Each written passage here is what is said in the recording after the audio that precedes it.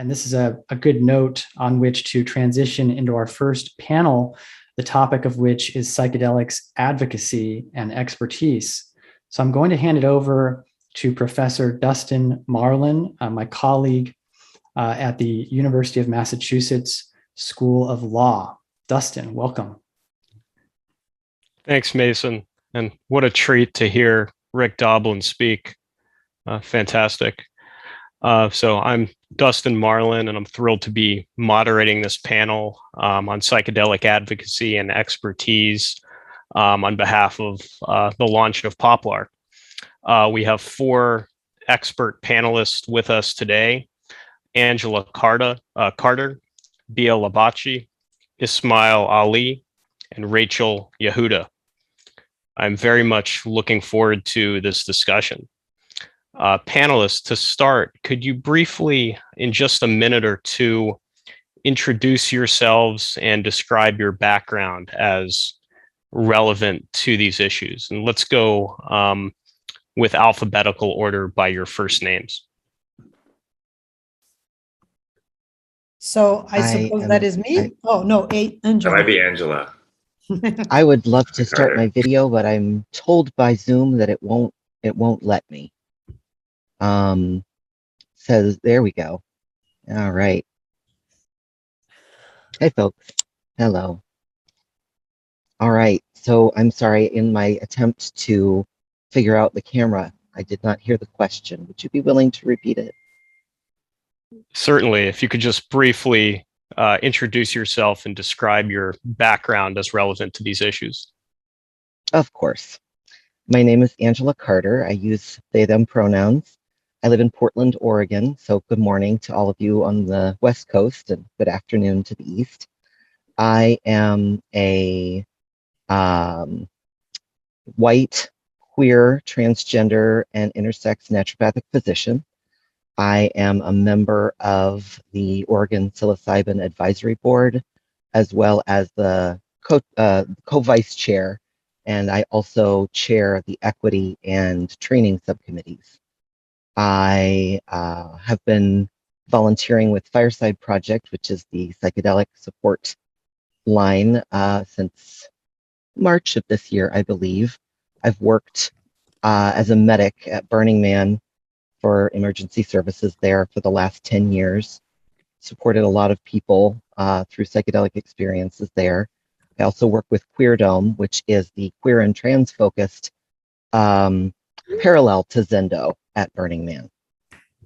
And I will leave off there and leave room for someone else to go.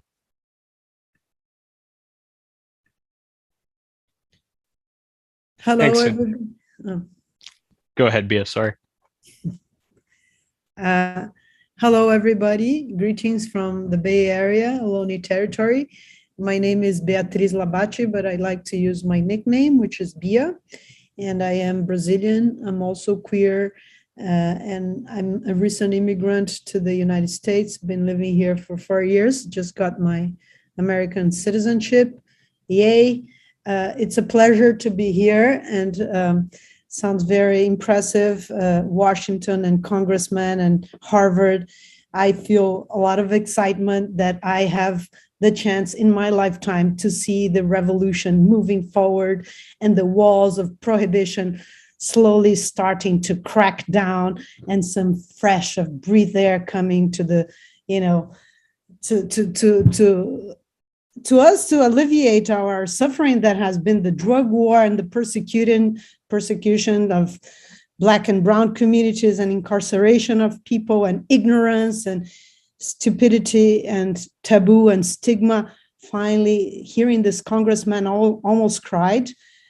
So yeah, I just wanted to say that I feel we are in the cusp of history, and it's very important and, awesome to be here. I have a job at MAPS together with Rick. I'm also executive director of the Chacruna Institute for Psychedelic Plant Medicines.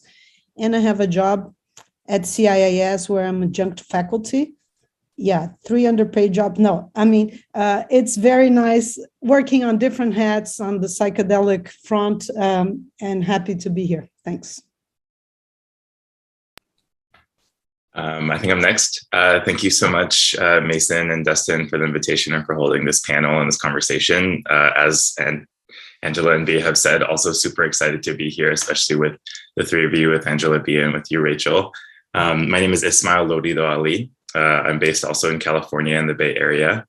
I wear many hats like so many of us, but I spend most of my time working as policy director at the Multidisciplinary Association of Psychedelic Studies, also with Bia and with Rick, focusing primarily on kind of the intersection of law, policy, advocacy, culture, and how those things all fit together, and how, as Bia kind of implied, we start to chip away at the walls of prohibition, but recognizing that we're also in a time where we're not just trying to end the war on drugs, but we're also trying to create something new. So really glad to be part of this conversation. I also work with Chacruna and a few other organizations in the space, and just glad to be here, glad to be in this conversation.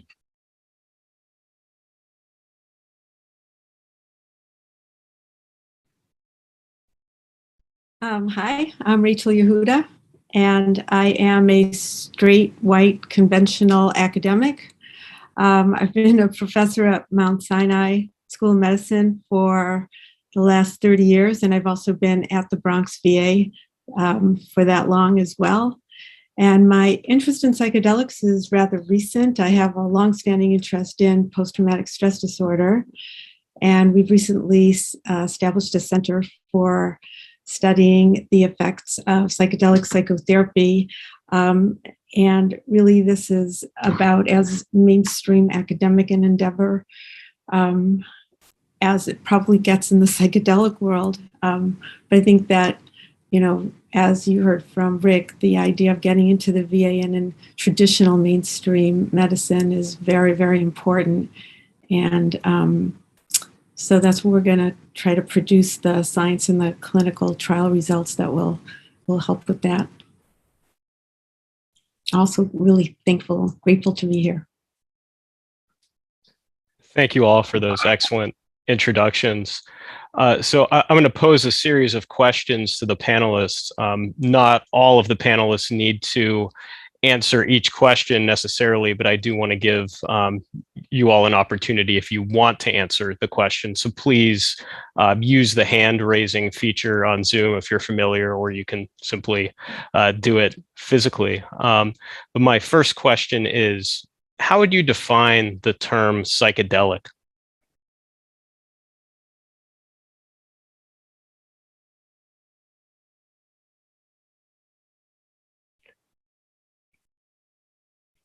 I can jump in for that. I think that the term it's evolved a lot over the last 50, 60 years. And I think that there's sort of a Western culture definition of what psychedelics are. And then there's a lot of other cultural definitions, and we often forget those and leave those out. From a Western conceptualization, they're substances that interact with 5-HT2A serotonin receptors, and they create changes in perception and expand reality and facilitate both literal and figurative connections in the brain and in the mind. This is a little bit of a limited view, though. It really only focuses on the individual. And in a lot of cultures with a long history of use of psychedelics, the individual can't be really disconnected from the community of humans, other animals, their environment, non-corporeal energies.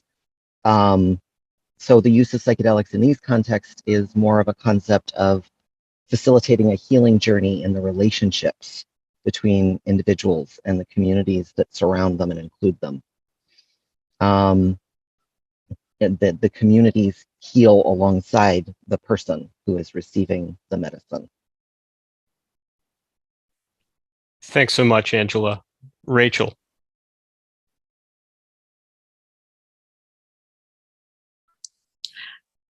I think that you've asked a really great question. And I think that we don't have a consensus definition of what a psychedelic is, and we need to have one. And that might require convening a group of people to really hash out what is a psychedelic, much as they did a few years ago when the term epigenetics was not precisely defined. People get together and come up with a consensus, because the issue here is how much of the definition is really about the chemical compound, the chemistry, the pharmacology, and the mechanism of action versus the subjective effects. And I think there's a real tension in having, in not really knowing how to approach this from a definitional perspective. Right now, we're kind of defining psychedelics like we define art. I know it when I see it, right? But I think that for the field to really expand, particularly in terms of scientific knowledge, there should be some attempt to really come up with at least different options of what can and can't be considered a psychedelic, and is it based on objective, subjective properties, or both?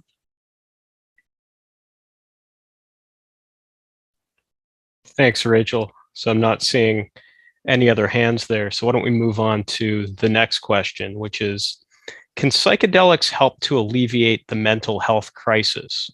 And along those lines, what would you say to someone who says the answer to our mental health and drug problems is not more drugs? Ismael. Yeah, I can touch a little bit on this. In the same way, first off, I really appreciated Angela and Rachel's responses, because I think it teased this question up well. And I think specifically what you said, Rachel, around, is this a chemical question, or is this an experiential question? Is this about phenomenon, or is this about biology? And I think that question actually helps inform this one. Because to say that psychedelics may have benefit to people's mental health, I think is one piece of the equation. And I think that the scientific evidence, the clinical trials, et cetera, are starting to show that possibility in a really clear way within the realm of that kind of scientific research framework. And I would also say that to reduce psychedelics only to mental health interventions is also missing, I think, part of what they are and can be. So I do think, in short, the answer is yes. I absolutely believe that psychedelics, when responsibly used, and when done in a way that has the proper container, intention, and support and integration and so on, absolutely can have significant transformative beneficial effects for people's mental health experience, for diagnosed indications, and also for more complex and esoteric spiritual dilemmas.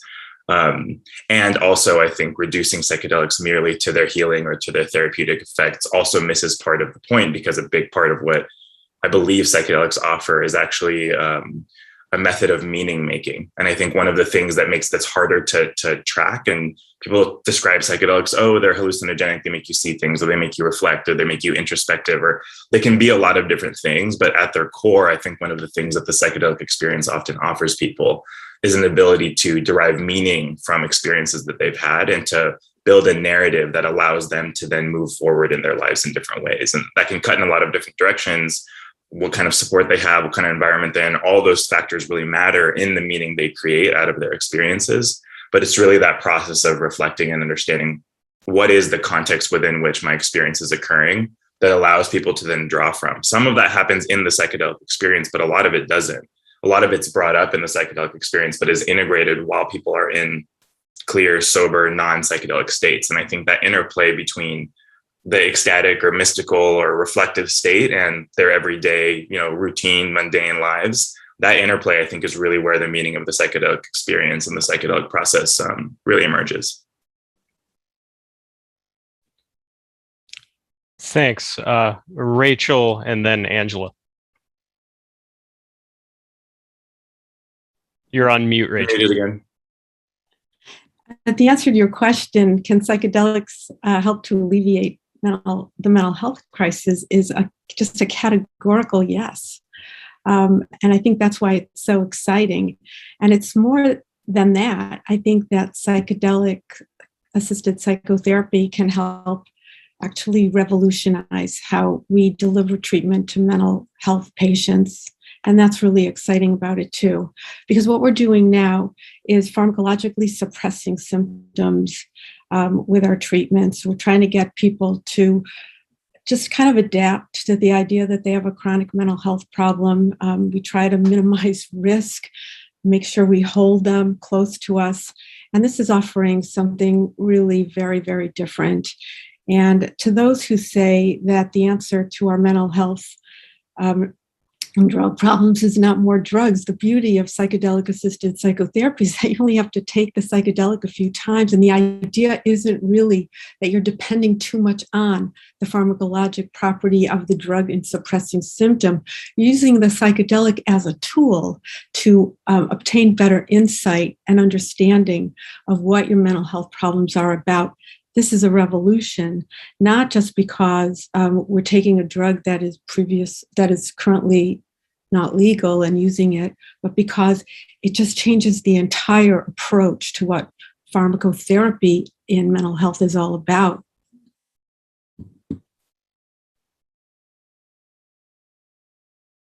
Thanks. Go ahead, Angela. Okay. So I in response to the question, the answer to our mental health and drug problems is not more drugs. I would say, what are we doing already? We're giving people more and more and more drugs. They may be legal drugs, but they do significant harm. Some numbers for you. There was a 64% increase in people using antidepressants between 1999 and 2014. In 1999, there was 7.7% of the population taking some sort of antidepressants versus 12.7 back in 2017. And many more now, especially because of the pandemic and all of the distress that people are experiencing. And major depression has been surging. It was 6.1% in 96, and 2015 it was up to 10.4, higher now. Last year, more than 20 million antidepressants were prescribed between October and December, and that's a 60% increase compared to the same 3 months in 2019. Sorry if that might not be the right number. 6%. Sorry. So we're increasing the number of drugs that we are putting out. It's costing us billions of dollars and muting our emotions, and it's not really working. So psychedelics have the capacity to provide healing that is long-term, that is permanent, doesn't require a daily pill. And in regards to the mental health crisis, okay, who has the mental health issues? It's people who are traumatized. And who is traumatized? It's marginalized communities. And what comes with marginalization is poverty and a lack of social capital. And impoverished and marginalized people can't access services. I know that psychedelics could offer a huge amount of relief if they are provided in a low barrier, trauma informed, and low cost manner. If we want to actually have an impact on the mental health crisis, we have to get these services covered by Medicaid, by insurance. We have to find a way for people to access them.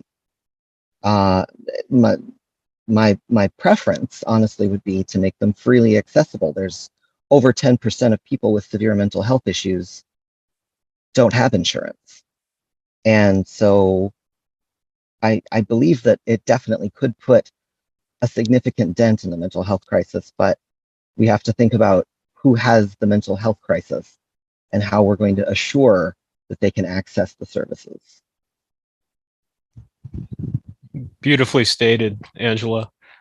Bia, I saw your hand was up there for a second. Did you want to weigh in?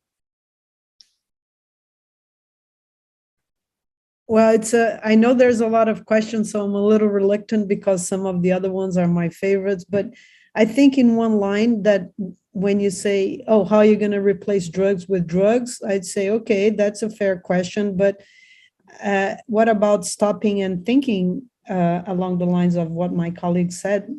What do you understand by drugs? So it's really about reconceptualizing the very idea of drugs and remembering the old definition from pharmacon, from ancient Greece, that it depends on everything depends on the doses. On certain quantities, something can be either a medicine or a poison.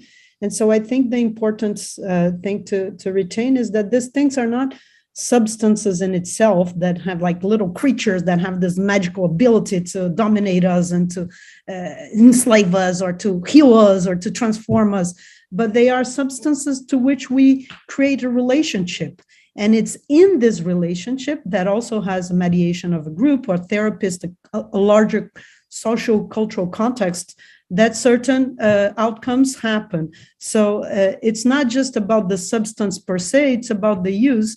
And different substances can be used positively or negatively. We all know that there are some people that go on coma using alcohol, and others, can have a fairly reasonable relationship to heroin, non-addictive and integrated lifestyle. And it depends on how do you define the borders of the very notion of what is drug, what is food, what is habit, what is vice, what is addiction. Those are all things that have been constructed under this larger paradigms of prohibition, of a certain moralization of drugs, of the religious views that founded our understandings of what these substances are.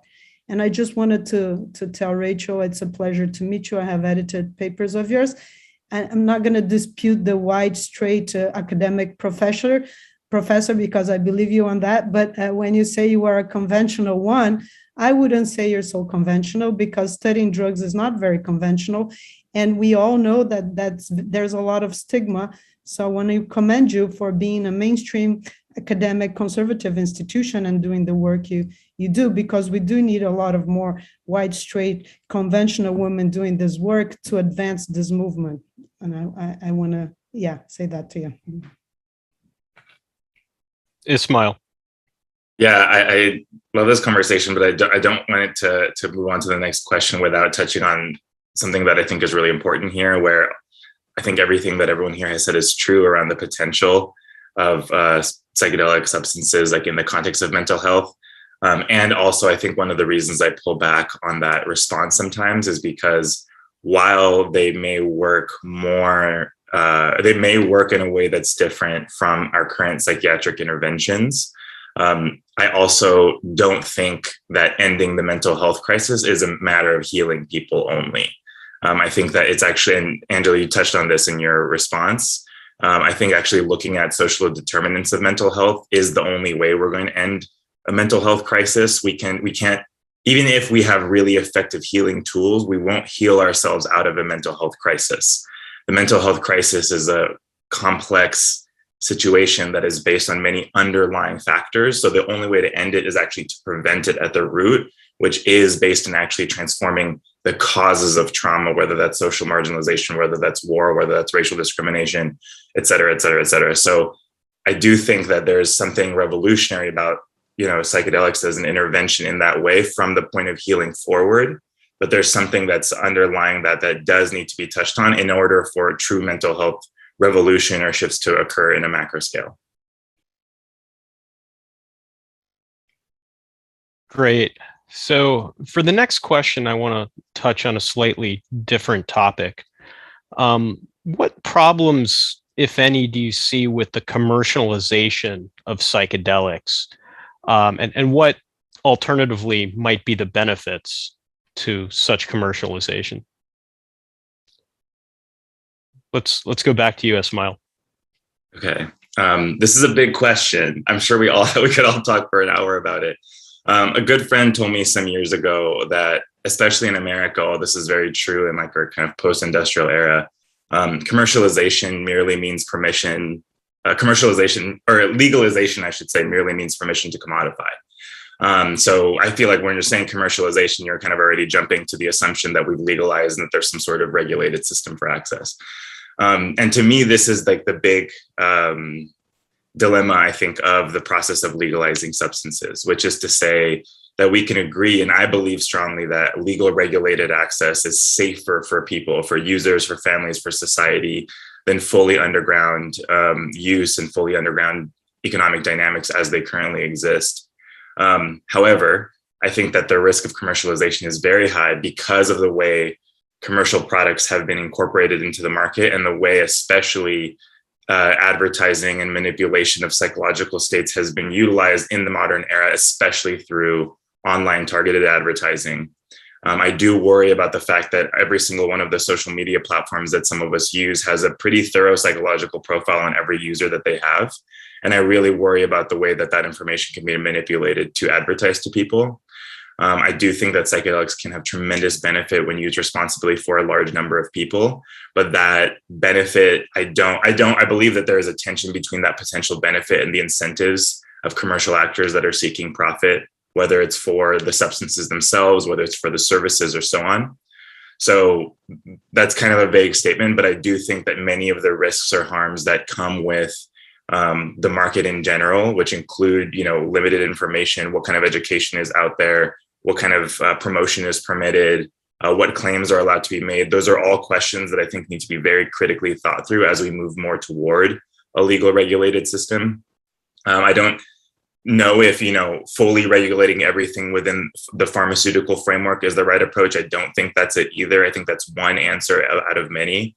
I also don't think that a total free market, free for all approach where people can just use the Wild West of the internet data, big data world to target information to users is the right idea either. I feel like that figuring out how to bring psychedelics into a legal regulated framework also forces us to confront these other questions that are about commerce in general, about the internet in general, about how people have access in general. So the worries are many, and I think that it's imperative for this community, for this movement, for the center, for POPLAR to be thinking through like how will society actually integrate? What is the right pace of doing that, and how do we do that responsibly without leaving more vulnerable people? Because there are very many vulnerable and very desperate people who are seeking help.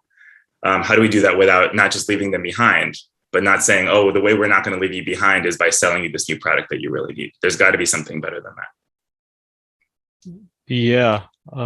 Bia.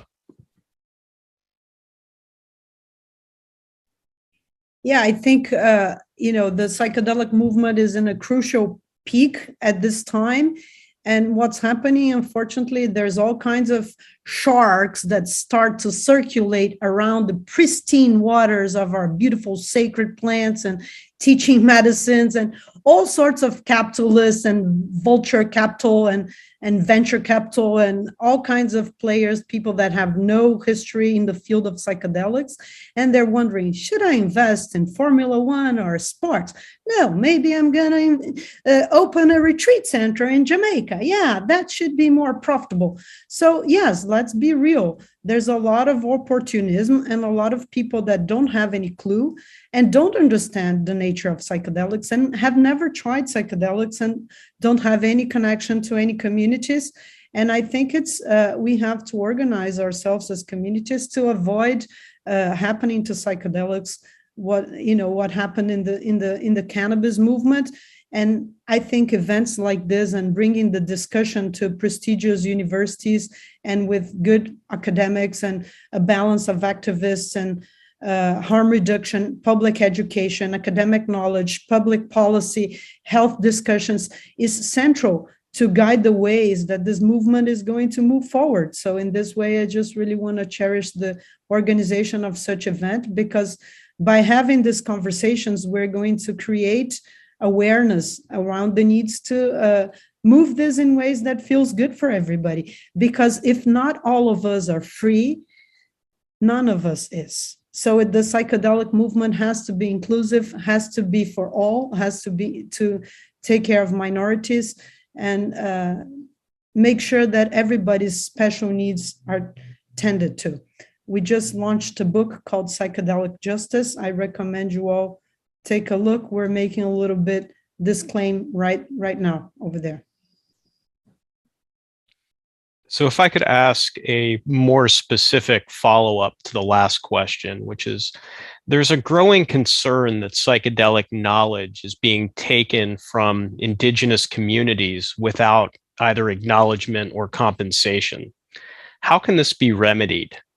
In other words, where's the dividing line between learning ethically from the practices of indigenous cultures versus wrongful appropriation?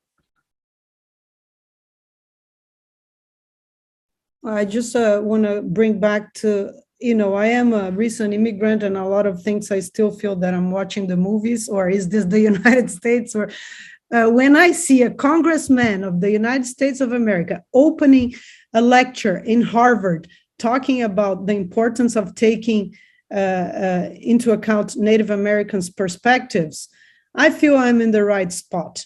We had an opening conversation here acknowledging this. So I think, this is on the table of discussions, and this is being brought, and I am thankful and grateful that this discussion is happening. Also, Angela is part of the Plant Medicine Healing Alliance. This initiative is bringing a lot to the forefront, indigenous concerns.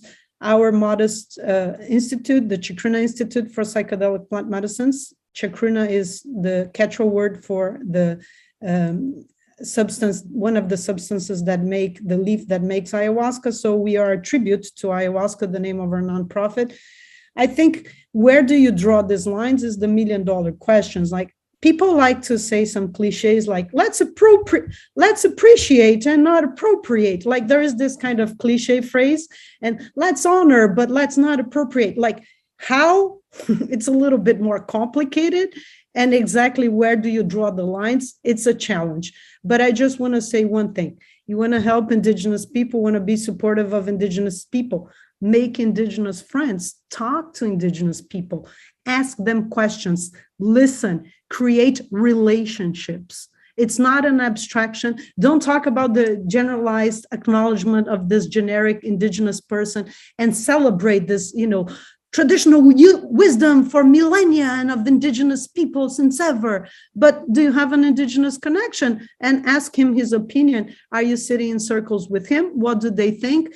Create those relationships, reach to people, trust, stop, listen, and a message to the psychedelic movement. There is a branch of our movement that is completely disrespectful to Indigenous people. And I'm not talking here about scientists. I'm not talking about white, straight biomedical people. I'm talking about activists that have disregarded, disrespected, trashed, banalized, and vulgarized the authentic leadership of Native American church in this country. And that is really bad karma. So I saw some other hands that went up and then went back down again. Does anybody else want to weigh in on this question? Rachel, yours went up first. Would you like to jump in, or should I? Okay. These are all such good questions, and I really agree with everything Bia is saying. It's in some ways it's complex because it feels like there's all these competing needs and interests, and in some ways it's really not. And it's very clear that the way that psychedelics have been brought into the quote unquote mainstream reflects and is a mirror of the way that so many other substances and traditions and knowledges have been brought out of, extracted, stolen in so many ways from Indigenous people throughout history. And so in some ways it feels like this like new sticky thing. How do we deal with reciprocity? How do we deal with appropriation? In some ways it's the same story that's been happening for hundreds of years. And I think that that's relevant because it means that we can in some ways look at the way that, questions about biopiracy, questions about IP, traditional representation, traditional knowledge have been dealt with in other sectors and in other situations. We can see the failures and maybe the occasional successes of how that's been done before. And I think, like the question about commercialization, there is an open opportunity for how to be in right relation and be weaving our relationship among people from this variety of stakeholders, from Indigenous people and otherwise, as things are brought forward. I think the hard thing about this is that many people I meet who are in this space who ask about reciprocity, how do we be in right relation? they come from the kind of premise that as long as you spread the money around in the right way, we're good. And I think a lot of the issues can be boiled down to the assumption that financial gain is like the main or primary only question here. Are we appropriately spreading out the profits that exist? I think it's harder for people, especially enthusiastic new participants in the psychedelic ecosystem or industry, or however, whichever part they're in, to actually go even one step further and say, oh, should we even be doing this in the first place? And I think that like, should we be doing this in the first place question is the harder one, because it touches on a lot of these bigger cultural concerns around ownership, around traditional use, and so on. So having my answer to this is really, especially when it comes to reciprocity, a lot of it depends on where someone is situated, what are the levers of power, influence, or access that you have as an individual. It's really hard to kind of try to put together a one-size-fits-all approach on the individual level. I think on the government level, you have clear asks, land back, healthcare, health support. Like there's big picture asks that are clearly being articulated by Native American and Indigenous people here and around the world around sovereignty, about protection from development, from mining, from clear cutting, from land destruction. And then when you bring that closer into this question about psychedelics and this knowledge in particular, it's helpful, I think, to see that in context of a much larger arc of genocide and cultural destruction that's occurred for hundreds of years. And then when you put those things in context, suddenly the question isn't, oh, how do we make sure that we develop this indigenous drug in the right way through this particular framework? But it's, who are the people that are the reason I have this knowledge as a person who's suddenly able to leverage all these resources toward creating a new product or engaging in a new industry? And how do me as that individual with those levers of power, with those levels of influence, how do I do that in a way that's really right? And like Bia said, part of that is actually being in actual relationship with people who are involved in this, and to not fall into this kind of trap of the noble savage story, like, oh, we respect Indigenous people and their traditions, but we're just going to like do this thing and then we'll give 5% of our thing back, So I think that there's something to be said for the way that corporate social responsibility has flattened what actual responsible intercultural experience can be. And because of all the incentives and perils of the market, it's hard to kind of sift through what the proper motivations are, what the right approach is. So that was a lot of words and it wasn't very specific, but I think that it's important to recognize that so much of this question is bound up in what is actually going on for a person and in their experience. And then what's their system of accountability to the people that they're in relationship with, and how do they hold that throughout? Fantastic. Anyone else want to speak on this question before we would move to a different question? Okay, so the next question is a bit more metaphysical. The question is, can psychedelics provide insights into the fundamental nature of reality, or rather just into our own minds? And does it matter?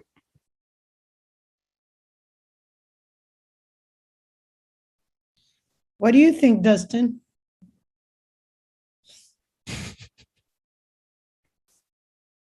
Depends on what part of me is answering the question. Very psychedelic answer. I like it. Here's a hand, Rachel. Yeah, I mean, we're just shifting the conversation a lot. We started out in mental health, and now we're in Indigenous cultures and cultural appropriation and the nature of reality and psychedelics. And I think that one of the really big challenges in this psychedelic renaissance is that there really is a very big distinction about, I'll use the word appropriating, but appropriating psychedelic strategies for use as mental health treatments and other uses of psychedelics, whether it be ceremonial or mystical, or for people that aren't necessarily trying to heal from a specific mental health condition, but just want to have a deeper kind of experience and connection with the universe. So I think it's very hard to not keep those things separate because the considerations are very different. So for example, back to the former question, which I didn't really know how to articulate that well, I think you can learn so much out of having the experience of taking a psychedelic in the context of ceremony, especially if you're having the respect to the indigenous culture that provided the experience. If you're not part of that culture, how do they feel about you being there? I don't know. But you can learn a lot about how psychedelics are used and then take some of that knowledge, but it's not all going to be directly relevant to how to apply psychedelic assisted psychotherapy in kind of traditional clinical situations. And particularly, what Angela was talking about earlier about making them widely available, understanding marginalized people or the kind of people that require that develop mental health conditions and the determinants of those things. There's a part of me that wants us to be really careful and regulated and not medicalized so much, but just ultra responsible about how psychedelics are administered, especially to vulnerable people. And this other part that understands that for many, many people, psychedelics aren't medicines for a specific condition, but just agents for healing and spiritual growth and connection. I think it's just very challenging, especially as a scientist trying to really wrap my head around how to study these phenomena, how to really advocate the most responsible use of psychedelics, which I think is predicated on scientific discovery, on really trying to understand also for whom psychedelics might not be helpful, might be potentially harmful, or the contexts under which psychedelic use might be harmful. I think that it's really hard to have all these conversations at once, and we kind of do want to keep them a little bit separate. So let me ask a follow-up to the last question that's a little bit less abstract. And that is there a tension between rational psychedelic science and the spiritual nature of the psychedelic experience?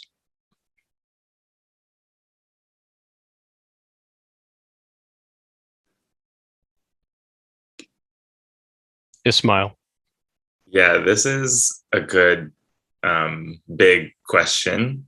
And Rachel, I think you teed it up really well, right? Because so much of the way that the current conversation around psychedelics has been brought forward, especially in kind of mainstream society, is so like on the heels of and in the wake of all of this scientific research that's been coming out. And I think that there's a tension there, which actually touches on the last question, which is, to whom, to which authorities are we appealing? To which authorities are we asking or trying to get the right information from?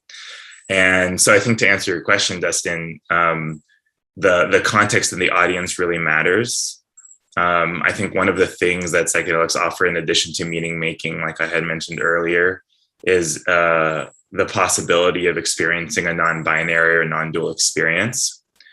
And I think that's really important, not just in like a heady esoteric way, but actually to even directly answer your question, that the fact is that right now, legally speaking, theoretically, or I should say legally speaking and societally, we treat like the scientific, materialistic research, rationalist research in one category, when we treat the spiritual, mystical experience in a different one. And if there's anything that I've learned working with psychedelics professionally and personally for, well over a decade, it's that the belief that there is a strong firewall between the mental healthcare, medicine, and our spiritual health is not as clear, I think, as many want it to be. And I think even legally speaking in the United States, where you have really clear distinctions of this is religious spiritual use and this is medical use, and there's definitely nothing in between, I think is a bit of a betrayal of what's actually going on. And I think one of the things that psychedelics are offering as they come into the medical mainstream, as well as they become more visible because of their kind of spiritual capacity, is that those lines are a little bit more blurred than people want. And Rachel is an expert on epigenetics, which I think is another field, maybe where you see some of this blending of like, how much of this is genetic, how much of this is environmental, how much of this is something else. And I think it's actually an opportunity for medicine and spirituality to both be in dialogue, to both be in a place where those things can be a little bit clearer to our puny human minds. So let's hear from Angela and then Rachel. So, yes, there is definitely a tension there. And I think it's in part because Western science is a spirituality for many people. It is a foundational spiritual belief in order and rationality. There's this desire to categorize and simplify, to take a story and turn it into a narrative and then codify the pieces, and to try and make the ineffable into words. That is a big desire in Western science religion. But at the base of it, psychedelics don't care what degree you may have, what knowledge may be in your head, how you have divided things up. Your ego, as full of knowledge as it may be, is going to dissolve in the face of psychedelics. And so I think that the tension is in the blinders, in this is the way it is, this is the way it's done. The Western paradigm of rationality. I see a lot of room for expansion and growth of the Western scientific culture because of and through psychedelics. I hope that psychedelic science will bring to the larger field of Western science more of that curiosity, that openness, and that willingness to be present with things that you don't know. I'll leave it off there.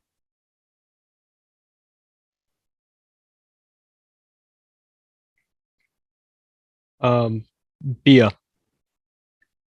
Yes, of course there is this tension. And if you go to MAPS conferences, and I want to put a plug, get ready, fasten your seatbelts. Denver Psychedelic Science, Denver Psychedelic City 2023, June. MAPS is planning the biggest psychedelic conference on the history of planet Earth, waiting for 10,000 people. If you go to MAPS conferences, it's very funny because the scientists, they present the data, and then the qualitative and the quantitative, and all the public is cheering, yay! Like people go to conferences as if they were going to a soccer match, and they're so happy to see that science is proving that their psychedelic use is really legit. So there is this fusion, like psychedelic users are begging for the scientists to show what they feel, what they experience. So it's a very hybrid context of a science that has a science, but has also a lounge. This is the field of psychedelic science. This mix of science, spirituality, indigenous people, scientists, queer people, academic researchers, that's our tent. This is this movement. And so I want to invite everybody to this next conference. And I also want to say my traditional jokes. I like to tell jokes, as you can all see, but I repeat some. Those of us that tell jokes do repeat jokes too. That's known.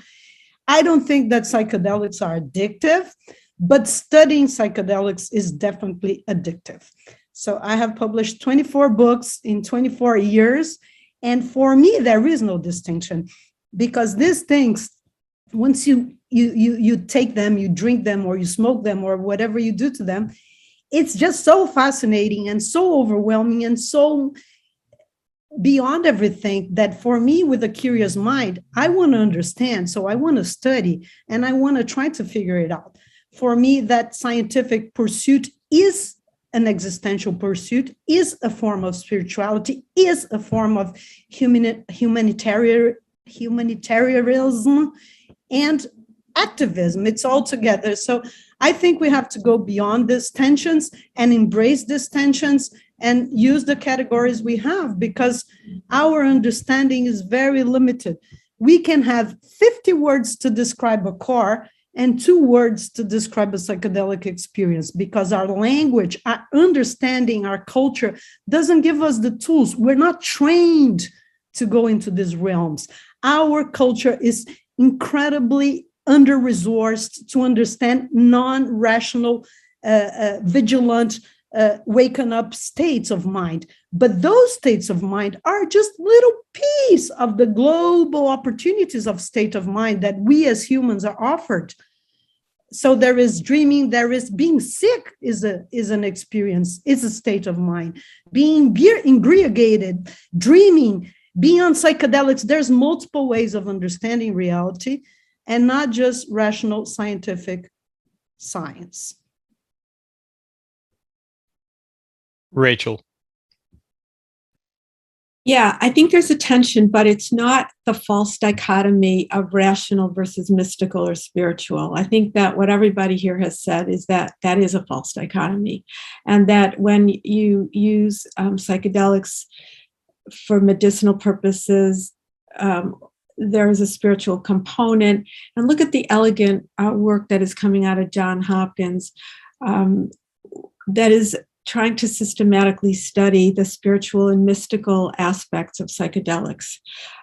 So I don't think that's where the tension is. I think that the tension is just really between scientific research as maybe a proxy for rationality, I don't know, and this idea of generalizing from people's personal experiences and having the zeitgeist about psychedelics be based on very much on experiences of either individual or cultural, without the systematic process of study that research provides. So good researchers can study hard things. Good researchers can study ineffable things.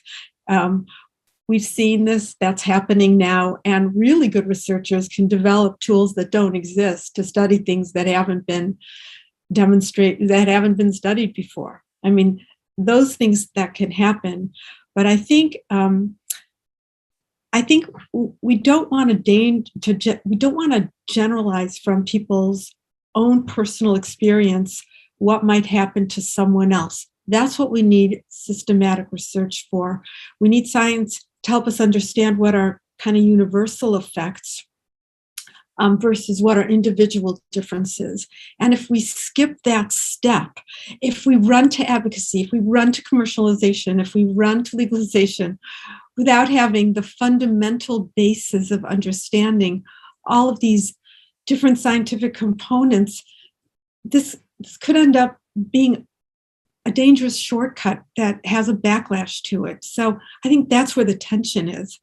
Trying to make policy based on individual narratives or cultural narratives versus objective data. And the challenge is that we will have to develop new ways of looking at ineffable experiences and consciousness, and the current tools that we have might not cut it, and our current approaches for how we view how the brain works and how the mind works may be insufficient for what we need to do. But that's kind of the challenge. That's why I'm so excited about the work that we're going to be doing at Mount Sinai, because it's just a real challenge to figure out how we're going to do it, knowing that the current tools are probably not going to get us where we need to go, but knowing that we will need to have a science to support a lot of the things that are the global agenda of the psychedelic renaissance. Wonderful. And we are running short on time. We could talk about these issues all day, but I'll just ask very quickly in closing, just for each of you very quickly, what psychedelic myth or piece of misinformation would you most like to correct?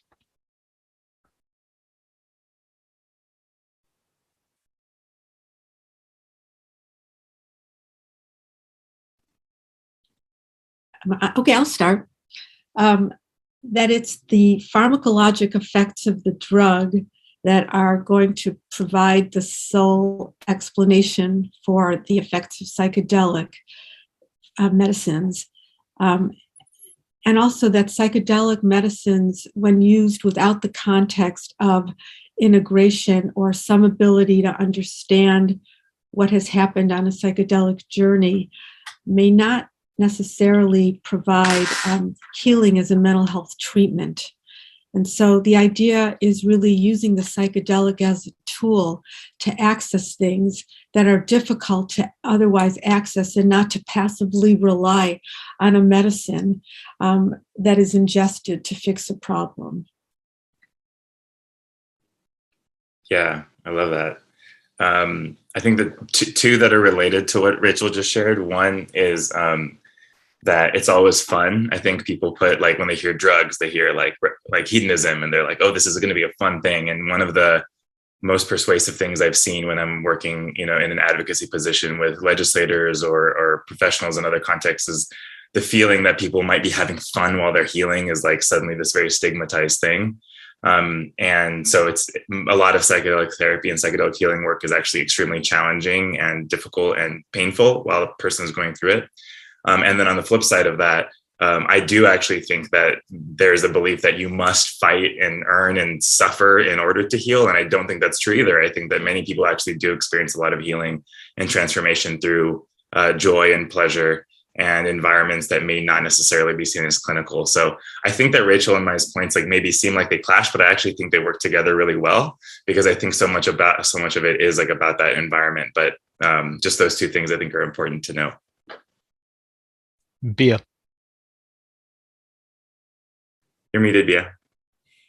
When I go back to the debates that the missionaries were having when they arrived in Mexico, so Christian missionaries were having deep philosophical debates when they faced peyote, and one of the conversations they were having was, is this evidence? Is this the devil itself, peyote, or is this more like the evidence that the devil has passed through here?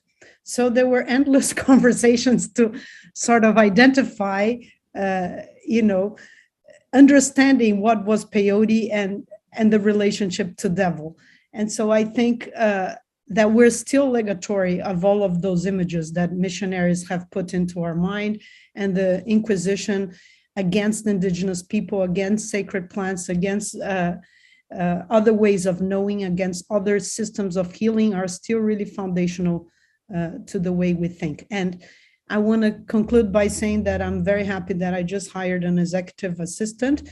Her name is Alejandra, and she's 26, and she started Friday, and she told me that her landlord is texting her like crazy, telling her that she can't live there anymore because she started working for this institution that works with psychedelics. This is a true story, people. Alejandra, she's in a cafe today. Ironically, her landlord sent a few Chacruna papers as well, among the other bad ones that she sent. And she's like, but we're trying to educate. Chacruna is trying to educate. And so I just want to say, from the missionaries to Alejandra, we're still faced in the moral graves that we put ourselves in, stigmatizing and not understanding psychedelics. It's 500 years of colonization. It's still happening. We still got work to do. And last but not least, Angela. So I think I'll just go big picture and say, generally, what I would like to see corrected is the fear of harm. It's really unwarranted. Psychedelics have been used in a respectful and safe manner for a really long time, and with really minimal negative impact. And that fear comes from the war on drugs, which is a bunch of archaic and moralistic scare tactics, basically, sold to us by people in power to protect us from having to look at our own xenophobia and to allow further colonialism by invading the countries where these substances come from in the name of that protection. You know, the war on drugs came right around the time of desegregation and all the social movements in the 60s and the 70s. And it's fabrication. It was and is a concerted effort to control the racial and social and cultural landscape of the US by marginalizing people of color, queers, people with disabilities, and by literally criminalizing the trauma that comes from marginalization. We've spent over $1 trillion on that fear at this point. And, you know, I think we could put our money somewhere else more useful. Thank you all for the beautiful conversation.